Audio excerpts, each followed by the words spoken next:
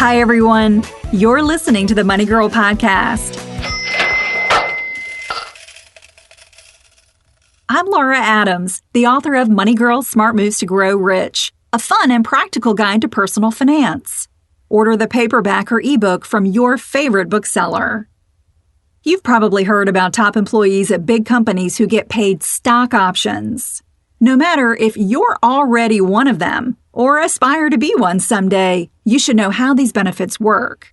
In this episode, we'll cover 2 types of employee stock options you might receive in addition to salary and other benefits. You'll find out how stock benefits help you grow rich, plus the huge difference in how they're taxed.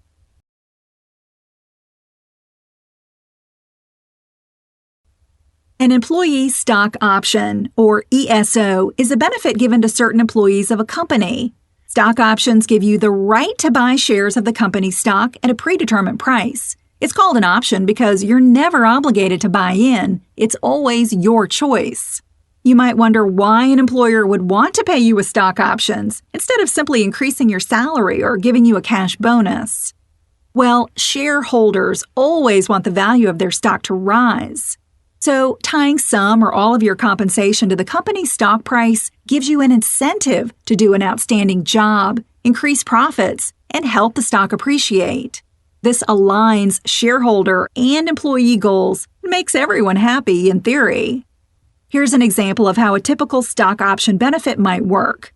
Let's say Cindy starts a new job with Acme Inc. and is given 10,000 stock options as part of her compensation package.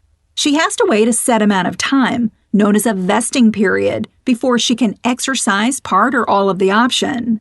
A typical vesting schedule might require her to wait a total of 3 years. For instance, Cindy might have the right to buy 2,000 shares after 1 year of service, 4,000 shares after working for 2 years, and the remaining 4,000 shares after being with the company for 3 years. I mentioned that options come with a predetermined price. So let's do the math if Cindy's option price is $10 a share.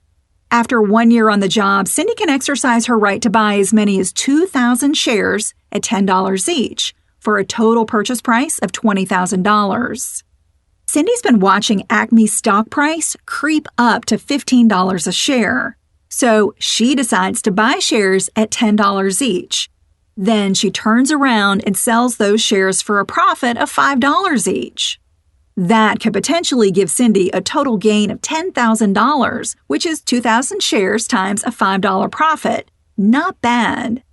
But the downside of stock options is that Acme's stock price could take a dive down to $8 a share and never climb above Cindy's option price of $10. In that case, she'd never exercise her option because there'd be nothing to gain from buying stock at a price above its trading value. You make money by buying low and selling high. That means Cindy would miss the opportunity to receive a bonus, even if she's been working hard. Tax on stock options can be a little tricky. You aren't taxed for simply exercising your option to buy stock. However, if you decide to sell it, you'll owe capital gains tax on your profit. You'll also owe tax if you receive any stock dividends. Another type of employee stock benefit that you might receive is called restricted stock units, or RSUs. Their purpose is similar to stock options, to encourage top performance and retain great employees. However, restricted stock is very different from stock options because you actually receive company stock.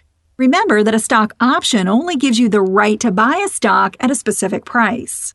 With a grant of RSUs, you typically receive a certain number of stock shares over a vesting schedule. The value of this benefit depends on the price of the company's stock at the time your shares vest.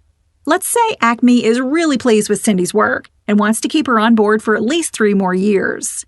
They might give her 600 RSUs that are distributed over a 3-year vesting period. For instance, she would receive full ownership of 200 shares in 1 year, another 200 after the 2nd year, and the remaining 200 after the 3rd year.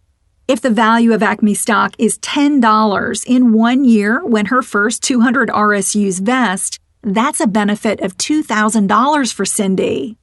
If the stock appreciates to $11 and $12 in the following years, she could potentially receive shares worth a total of $2,200 and then $2,400. Since restricted stock units are considered income, they're taxed in the year you receive them. Typically, a portion of your shares are withheld by your company to pay taxes, similar to how taxes are withheld from your wages. You receive the remaining shares as a net benefit and can sell them anytime you like.